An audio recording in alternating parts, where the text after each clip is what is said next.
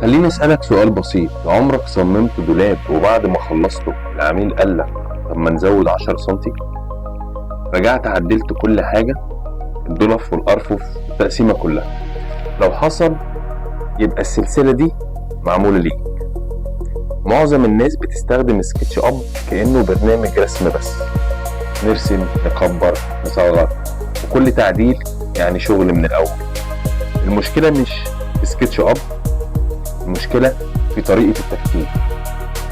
النهاردة مش هفتح البرنامج ومش هعمل ولا موديل. النهاردة هنفهم بس يعني ايه دايناميك كومبوننت. دايناميك كومبوننت مش زرار ومش اضافة ومش حاجة معقدة. دايناميك كومبوننت هو فاهم هو بيعمل ايه، فاهم يعني ايه عرض، يعني ايه ارتفاع، ويعرف يتصرف لما المقاس يتغير.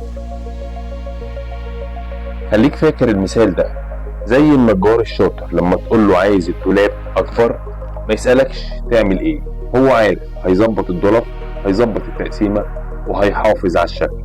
ده بالظبط دايناميك كومبوننت. مجرد نسخة تكبره يصغر خلاص. لكن دايناميك كومبوننت عنده قواعد. لو العرض زاد الأرفف تتحرك، لو الارتفاع قل التقسيمة تتظبط، مش لأننا كبرنا الشكل لكن لأن المنطق مظبوط. خلي الجملة دي في بالك، انت مش بتكبر الشكل، انت بتكبر المنطق.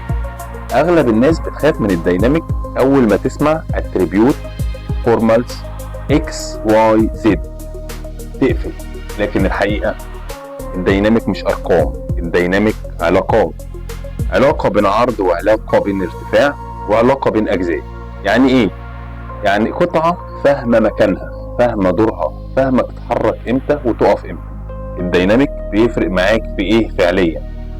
بيوفر وقت، بيقلل اخطاء، وبيخليك اسرع وادق واقرب للتنفيذ الحقيقي. وانا بتكلم من واقع تنفيذ. اي تعديل غلط في الشغل يعني خسارة وقت، خامات، ومجهود. ناس كتير فاكرة ان الديناميك للمشاريع الكبيرة بس، مطابخ، مشاريع ضخمة، شركات. لا، الديناميك يبدأ من ابسط حاجة، قطعة واحدة، قطعة جنب. لو فهمت ازاي قطعة جنب تبقى ذكية، اي واحدة بعد كده هتبقى منطقية. دولاب، مطبخ، مكتب، كله نفس الفكرة. السلسلة دي مش معمولة عشان نحفظ معدلات، ولا معمولة عشان نقلد شغل جاهز. احنا هنفهم ليه وامتى وازاي. مش هقولك اكتب كده وخلاص، هقولك ليه كتبنا كده، ولو المقاس اتغير ايه اللي يحصل. لو عمرك حسيت ان سكتش اب مش مساعدك زي ما المفروض، يبقى انت محتاج تفهم دايناميك كومبوننت صح.